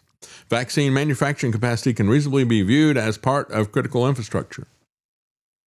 So we're going to make this a national security issue, which means, of course, everything's going to be secret, which means that we are not constrained by law or the Constitution. It's an emergency, right? We can do whatever we wish. This is one of the aspects that was so wrong about Hillary Clinton's attempt to take over healthcare. As I pointed out, if we're going to fund all treatment, then basically they're going to determine what kind of treatment you get and if you get treatment. And in some cases, they're going to mandate it. I said that when Hillary Clinton was doing that in the early 1990s. It was very clear where this is all headed. It's public health is a very dangerous idea, and it needs to be eradicated. I'm not in favor of any public health as a tactic or an excuse. So he says, well, COVID-19 demonstrated what happens when emergency health measures migrate into national security doctrine. Liability shields are broadened, Mandates are justified. Dissent framed as disinformation rather than scientific debate. Civil liberties and open scientific discourse narrow. CEPI's call for $2.5 billion in new funding. New funding from where? New funding from government. Beyond its existing $1.5 billion base. So in other words, they want to triple the size of where they are right now. Now, the Reuters article notes the Trump regime's funding cuts to Gavi and prior cancellation of more than $700 million for Moderna's mRNA bird flu program later was partially supported by CEPI. Hatchett also warned about the politicization of vaccine policy to the U.S. This is a guy who wants billions of dollars of government money. He's talking about it being a national security issue, and he's got the audacity to talk about don't politicize this. He's the one who politicized all this stuff. Anyway, supporters of CEPI argue that vaccine hesitancy could cripple response efforts in a future pandemic. Well, the problem is that it was people being forced to take their vaccines because the industry was not hesitant at all to use force and fraud. That is what has created this blowback. Critics respond that hesitancy grew not from ignorance alone, but from perceived opacity, shifting guidance, suppressed debate, and aggressive mandates during COVID-19. In other words, people don't want it, so you force it on them. People have questions, so you punish them. And then you give them explanations, but then you have to change those explanations because the first one and the second one are both lies. We've seen that. They think we don't know that, but we've seen it. Trust was not lost in a vacuum, says this article. Labeling vaccines as a national security priority can accelerate manufacturing, streamline procurement, and unlock defense-level funding. But securitization also centralizes authority. And that's been the point. That was the whole point of the pandemic MacGuffin, to centralize authority, to prepare people for a society that operates via permission, a red light, yellow light, green light society, just like China. So under a security paradigm, of course, emergency powers become normalized, regulatory compression becomes routine. In other words, we skip any kind of regulation or testing. Liability protections expand without parallel transparency, and public skepticism is reclassified as a threat rather than a signal that something is wrong. This is all about the militarized police state. It's all a MacGuffin to create all of that stuff. Well, as I said before, we do have some good news, and it's more than just non-approval of the latest mRNA poison from Moderna. Rand Paul has introduced a federal bill to strip vaccine manufacturers of nationwide liability immunity, and I'm really kind of surprised that he did it. He was pushing back against Fauci. Dr. Fauci, you're going to make people vaccine hesitant. And to me, he was coming across in his questioning of Fauci as somebody who, don't stop people from taking vaccines. I mean, he has in the past talked about that people ought to have the flexibility to spread out the vaccines rather than taking them in a cluster. They ought to be able to take them later, spread them out more. But now he's coming out attacking this 1986 immunity bill. And I got to say, this is the essence of why I am an anti-vaxxer. Ich bin ein Anti-Vaxxer. So anyway, it's because as soon as I realized that they had no liability, I was like, wait a minute. That means that they have no confidence in their product. As a matter of fact, it gets even worse. If you go back to the justification for this, they said vaccines are inherently unsafe. Okay, so you acknowledge that your product is inherently unsafe. You demand to be protected from any and all liability by the government. I'm done with you people. I'm not taking any of that stuff. This has been introduced now by Rand Paul, co-sponsored by Senator Mike Lee. Bravo. Thank you for doing that. A bill to amend the Public Health Service Act to end the liability shield for vaccine manufacturers and for other purposes. It was introduced February the 11th and last Wednesday. Rand Paul introduced the federal legislation to dismantle the long-standing, just again, this is one of these signals like, okay, so we consulted our crystal ball and our tarot cards, and we've come up with what we think is going to be the next flu strain, and we have been manufacturing that for several months now. So go take our flu shot. That was a big logical red flag, and so was the 1986 Act. And so good for them for pushing back on that. As I said before, this most likely will not go through. You have so many politicians who are in the pocket of the big pharmaceutical companies, as well as the media, and they will pull out every stop to keep this from happening. So I don't suspect this is going to go through. I mean, call your representatives and tell them to vote for it. But still, your senators, I should say. But still, it's not the end, I don't think. But it could be the beginning of the end, because we've never had an awareness like this of people in terms of the corruption of what this thing is all about. And so the legal architecture was justified at the time as necessary to prevent the vaccine market collapsing amid rising lawsuits. Again, they said it was unavoidably unsafe. Well, I think I want to avoid that and go with things that are safe. If the shield were removed, vaccine manufacturers could face direct product liability lawsuits in state and federal court. This, by the way, again, I don't think it'll pass, but I think it will be a gold mine for senators, especially people like Senator Cassidy from Louisiana, a former physician who has become one of the biggest cheerleaders for the vaccine poisoners.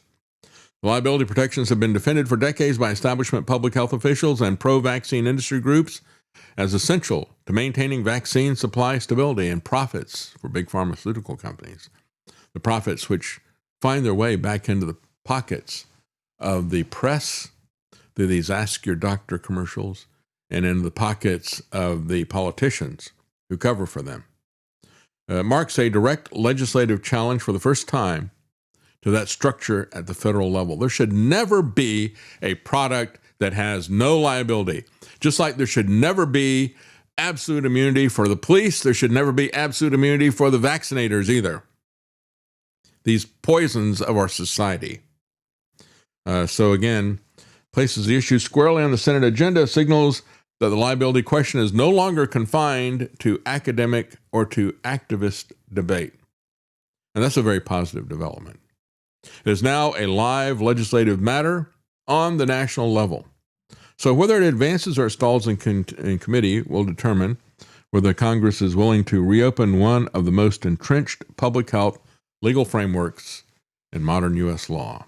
Again, that was the essence of me becoming anti-vaxxer. You look at that and it's like, oh, that makes no sense at all. They should be protected from that. When they admit that they go out of business if they didn't have protection against harming people. A judge has weighed whether or not to block vaccine changes from the CDC and the RFK Jr., so now I guess the judges are experts on vaccines. Lawyers for the Society for Maternal Fetal Medicine. Think about that. This is a quote-unquote society that's talking about medicine for mothers, for pregnant mothers and their babies, the Maternal Fetal Medicine Society. It wasn't that long ago. It wasn't that long before COVID that they were pushing back. We didn't vaccinate pregnant women because we weren't certain enough of the safety. And if you're not absolutely certain, why would you do that? Why would you expose the children to that? Then they pushed it. Then they wanted this experimental, untested genetic code injection. They tried to push that on women. And they've actually got a society that is pushing for injections into pregnant women. The Society for Maternal Fetal Medicine. Isn't that amazing? I mean, these institutions that we got, the pediatricians, the Maternal Fetal Medicine Society. These people are exactly the opposite of what they should be doing. That's how our society and our institutions have failed us. So they are pushing back against the changes at CDC. People can still go and get their vaccines if they want to poison their baby and take a risk. There's nothing stopping that from it.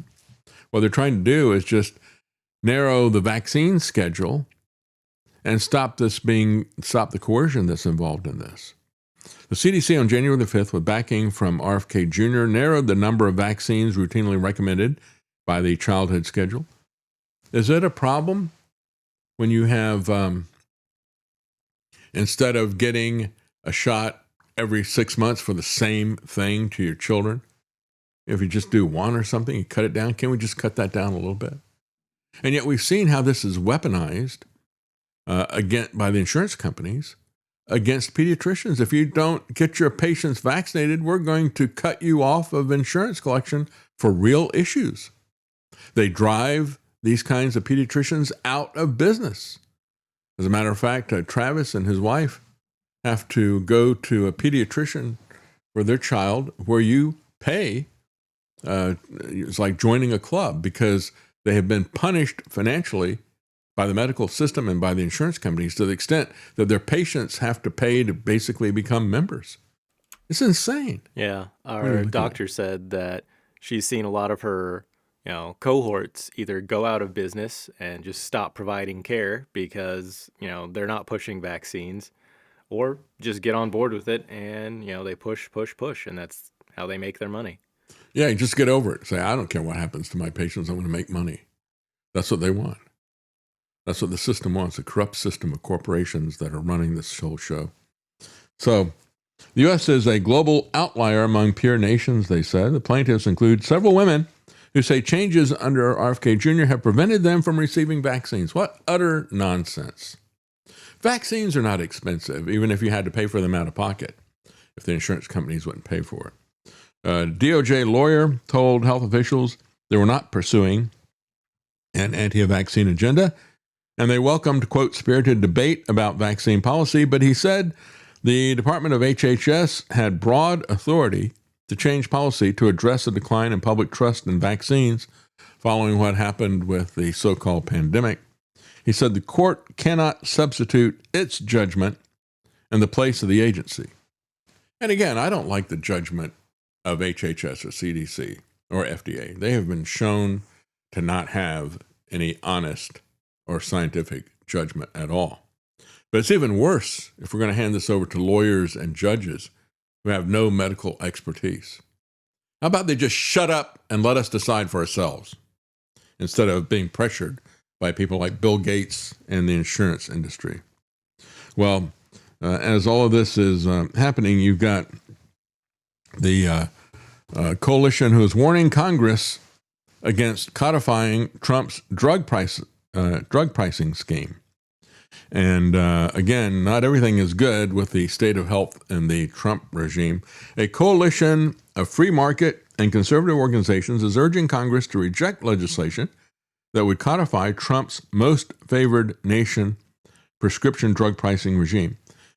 And I got to say, why are we not a favored nation of the pharmaceutical companies after Trump poured tens of billions of dollars into their coffers?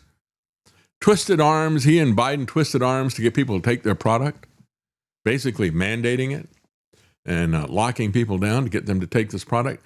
But now we're not favored by the pharmaceutical companies. Why is that? What do we have to do to get them to like us?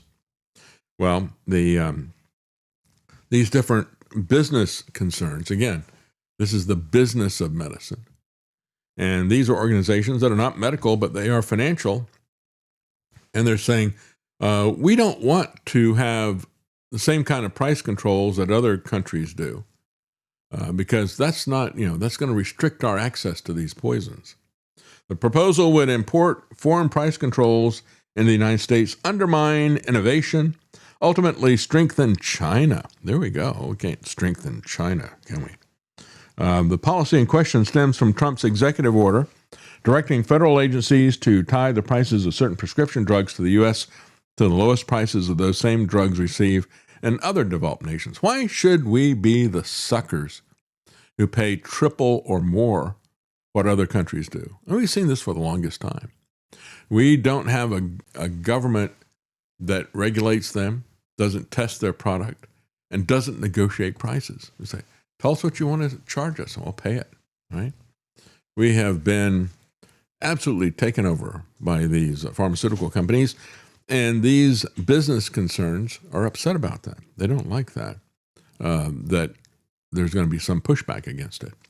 The signatories acknowledged the imbalance. They said wealthy countries often impose government price controls and pay less for prescription drugs than Americans frequently pay more. Just look at the disparity between drug prices in Canada and the U.S., for example.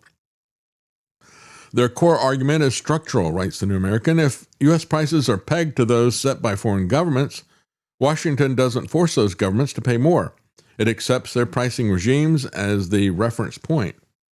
The letter contends that most favored nation status would surrender to foreign freeloading by basing U.S. prices on the price of countries with socialist policies. Again, so I guess the answer is that we should let them gouge us on prices like that. There's often little or no negotiation with foreign governments. Companies face a take it or leave it proposition. So basically what these people are saying is that the companies should give the government a take it or leave it proposition.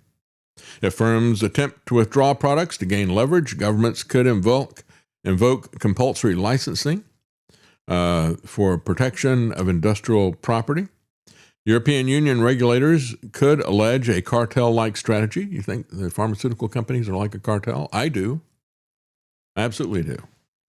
So if the U.S. implements the same price controls, then it's going to make it difficult for us to get their drugs. This is the same kind of argument. I'm absolutely astounded.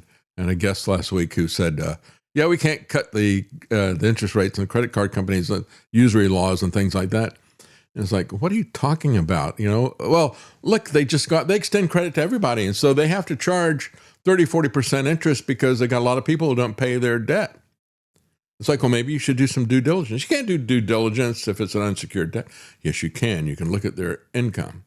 Well, we have to let poor people have access to 30% loans so they can completely be enslaved to the greedy banks who don't even pay you 1% on your savings anymore. Give me a break. These poor corporations who have never had a greater disparity of wealth, and it is never enough for these people. They always want more money. How in the world, I just don't understand that instinct to defend this kind of greed. And that's all it is. It's greed, it's exploitation.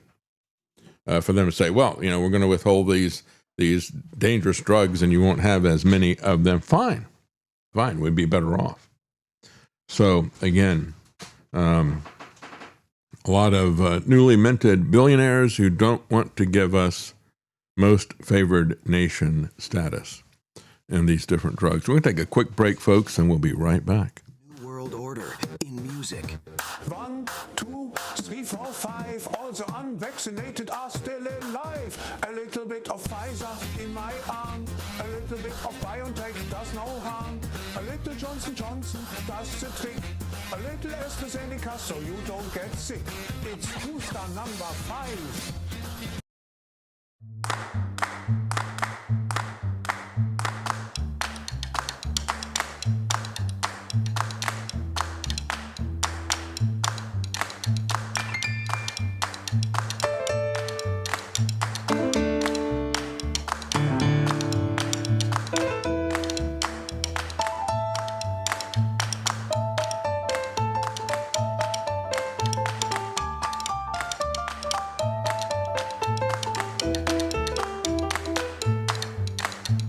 Decoding the mainstream propaganda.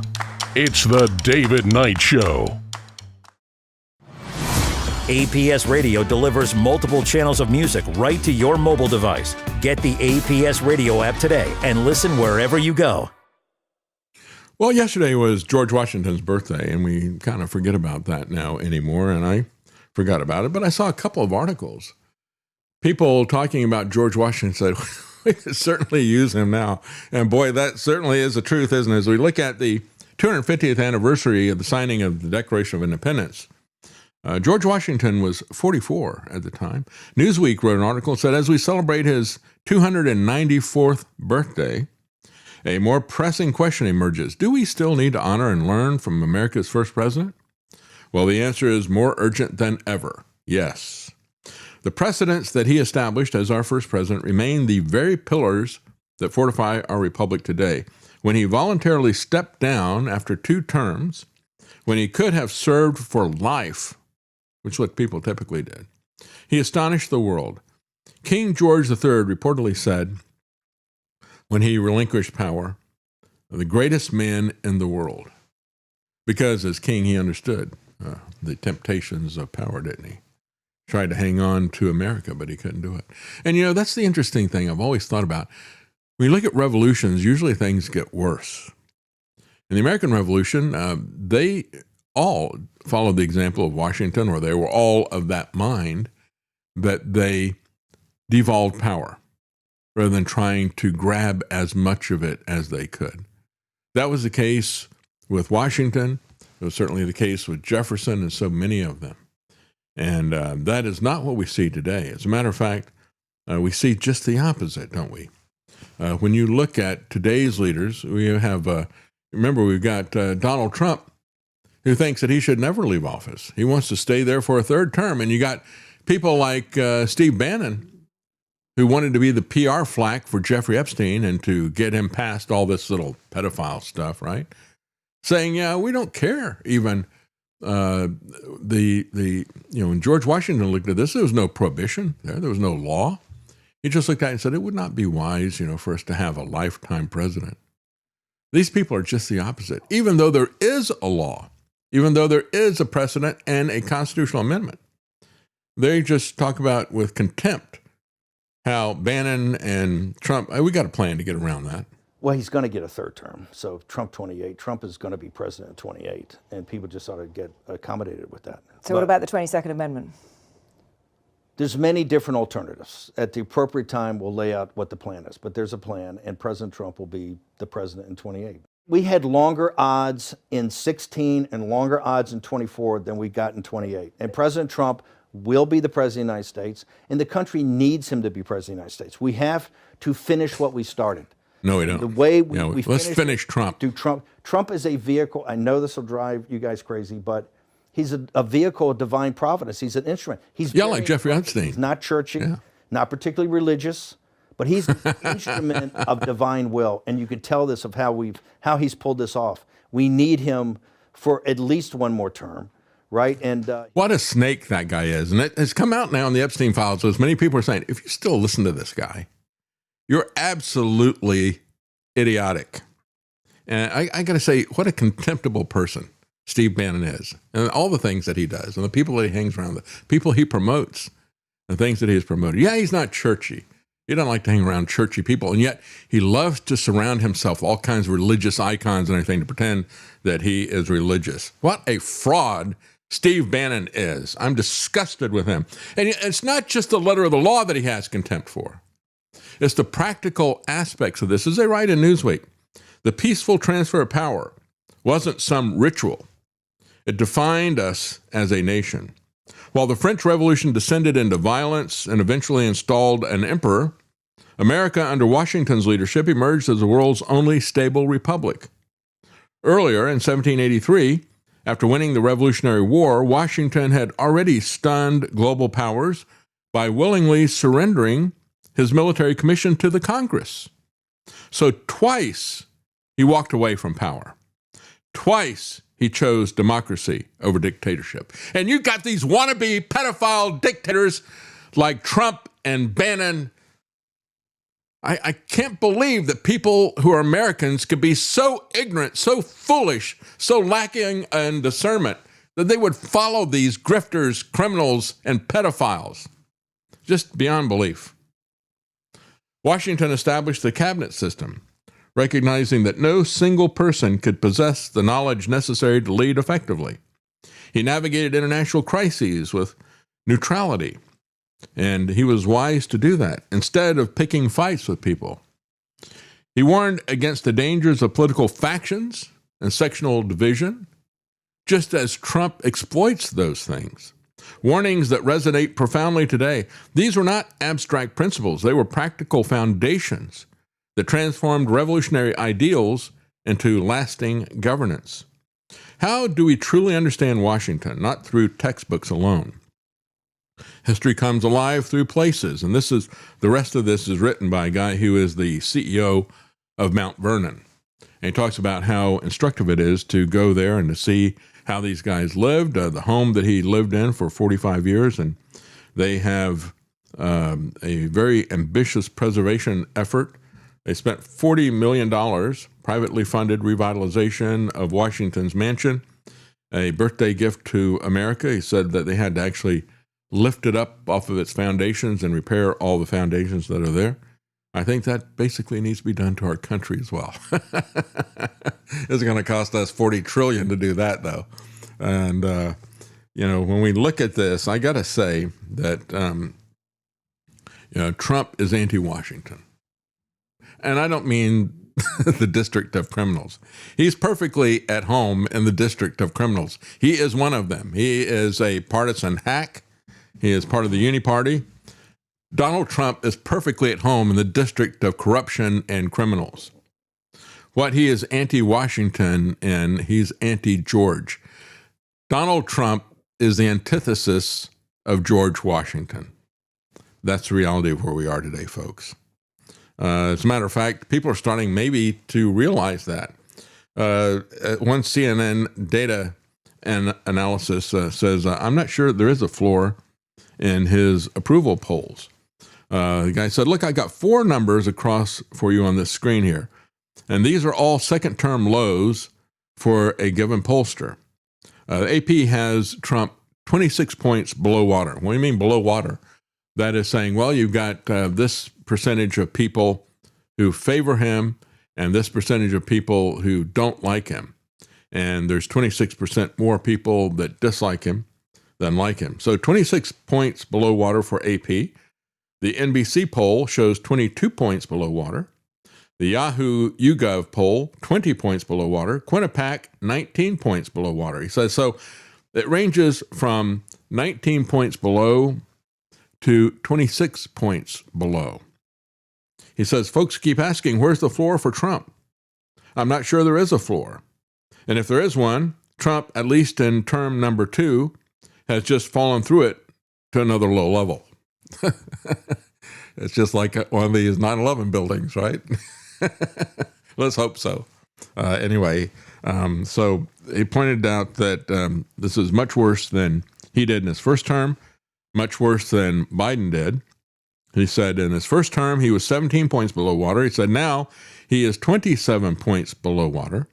When you are 27 points below water, underwater, with the center of the electric, with the independents, you lose and your party loses. And he said that's the key issue, is how he's doing with independents. And that's why he's so low. As a matter of fact, if you go back and you look at Real Clear Politics, there was in his aggregate polls and his average polls over his first term, he had 42% approval and 42% approved, 53% disapproved. In other words, he had a net negative of 10%. 538 showed him as 19 points down, with a 38 to 39% approval and a 57 to 58% approval. Now, 19 is as good as he gets from any of these.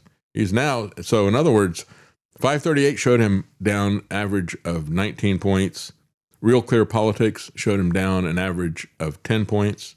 But now he's down, depending on which of these large polls you look at, anywhere from 19 to 26 points. And when you look at where he was at the end of that term, he's way below that. And he lost in 2020. Just remind people that he lost. Melania is suffering a devastating weekend at the box office. I guess all the fanboys and girls went the first week and dressed up like Melania with a white dress with a black zigzag on it. You know, Robert Jeffries had him doing it. And I thought this was one of the best gifts I've seen. This is, she's laughing. This is the first inauguration. And there's Trump. And he looks around and she gives him this really nice warm smile. And as soon as he turns around, she gets this sour look on her face. So the documentary continued to plummet on only its third weekend, suffering a 62% drop in attendance. You know, they have a term for that in the movie business. They say if a movie, they all drop after their first or second week, but I mean 63% is huge, 62%. But if it doesn't drop like that, if it only drops like 20 or 30%, they say the movie has legs. So I guess we could say Melania doesn't have legs. She has no legs. So this is they have grossed. It looks like they're on pace to finish up at $15 million total. Nowhere near the $40 million that Bezos spent to acquire it, and then he spent an additional $35 million to promote it. So they're in for $75 million. It looks like they're going to make $15 million at the box office. By the way, $28 million of that $40 million went directly to Melania. And that in and of itself was many, many multiples more than what the typical documentary has as its total budget. So usually, and I forget what these numbers were, I pointed out when it came out a couple of weeks ago, but if you look at what the average documentary costs to make, they don't spend a lot of money on documentaries. And she was many, many times, many multiples of what the entire budget is for a typical documentary. It was payola. They're buying favors with the Trump family. That's what it was, pure and simple. Well, they're trying to put a happy spin on it and try to not look like losers in this. Of course, if you are the studio chief, if you're the one responsible for making these decisions, you want to say, well, it's not as bad as it looks. It was a 67% drop off after the first week. So second week it dropped 67%. Second week it dropped an additional 62% off of that. They said, well, we think we'll make our money back when we put it on Amazon and stream it. Well, they got a lot of money to make back. They're in the hole. Looks like they're going to be in the hole from the box office thing of $60 million. And then they said during her black carpet premiere at the Kennedy Center last month, she teased that a docuseries would soon build on this vanity project. So we're going to have an entire series of these things. Well, they call it Melania Wears Prada or something. That was that one movie studio. I think they were in Oregon, and they put that up on their billboard. Find out on Friday if Melania wears Prada, referring to the movie The Devil Wears Prada. And when they saw that, they pulled the movie from that theater. Whether or not people like it, the value of these movies is different for our business model. We're going to make a lot of money when it gets streaming. And so what we want to do is we just want to cover our P&A cost, and that's our print and advertising cost. Well, the print and advertising costs are $35 million, and they're only looking to make $15 million. They're a long ways from even recovering their print and advertising costs. But that's really not what their business model is anyway. Their business model was to buy influence with a corrupt president. And we have the rise of the celebrity prison influencer. This article mentions people like Elizabeth Holmes, Harvey Weinstein, and many others. They don't mention Ghislaine Maxwell, though. I mean, don't you think that she would be a prison influencer? She could get a podcast or something like that, or a docuseries. In January, venture capitalist Sam Lessin playfully suggested on X that convicted fraudster Elizabeth Holmes should start a, quote, jailhouse venture fund. For Holmes, it was an invitation to chat. Nearly 4 hours later, the Theranos founder replied directly to him and said, thank you for the kind words, and volunteered her prison address. I was surprised, he said, but there is a growing cohort of famous felons who are leveraging new media to rehab their images. Inmates, including Sam Bankman-Fried and Harvey Weinstein, have turned to people like Tucker Carlson and Candace Owen to present alternative narratives to their cases. Kind of like, Jeffrey Epstein going to Steve Bannon, except it was more than that, wasn't it? The reality is that they have teams of people, said George Santos. He's cashing in on this as well. He's been on with Tim Pool. He wants to have George Santos on. I wouldn't give George Santos the time of day. The It's unbelievable. only good interview I've seen with George Santos is when he did with his troll kid, Matan Evan, who literally just kept obliquely bringing up or directly bringing up the fact he's a criminal who's going to prison and making fun of him for it. Yeah.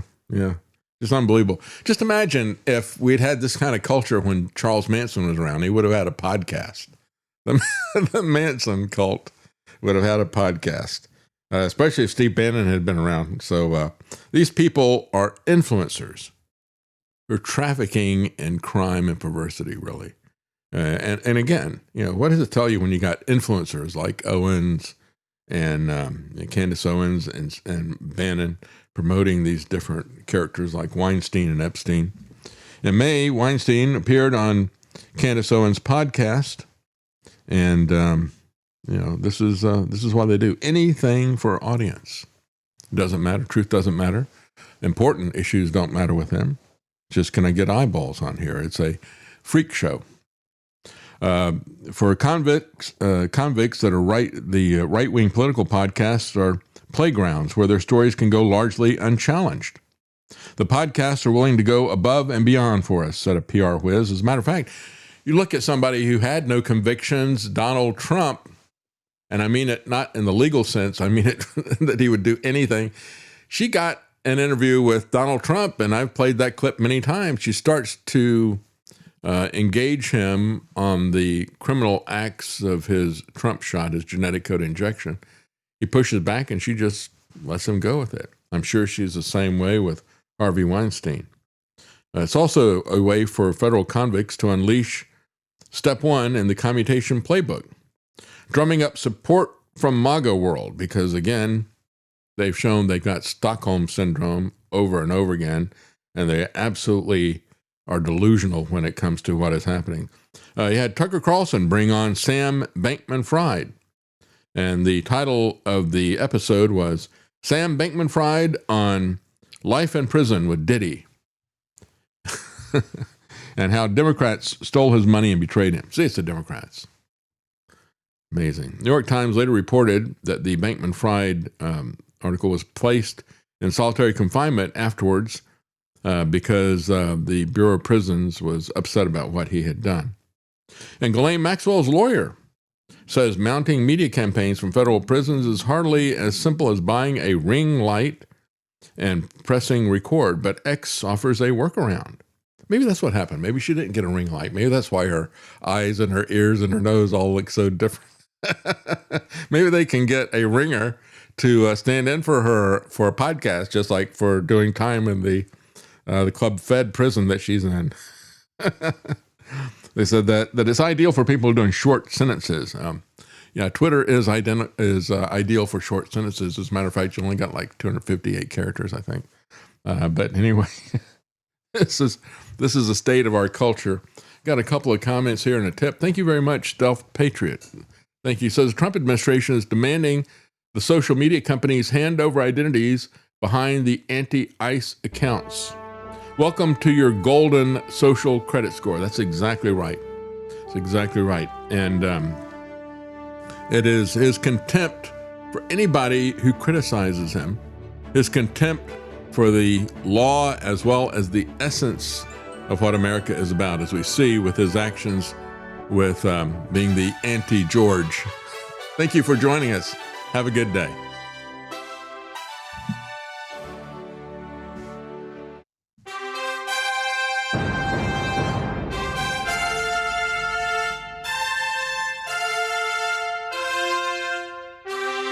The common man. They created Common Core to dumb down our children. They created Common Pass to track and control us. Their Commons Project to make sure the commoners own nothing. And the communist future. They see the common man as simple, unsophisticated, ordinary. But each of us has worth and dignity, created in the image of God. That is what we have in common. That is what they want to take away. Their most powerful weapons are isolation, deception, intimidation. They desire to know everything about us while they hide everything from us. It's time to turn that around and expose what they want to hide. Please share the information and links you'll find at thedavidknightshow.com. Thank you for listening. Thank you for sharing.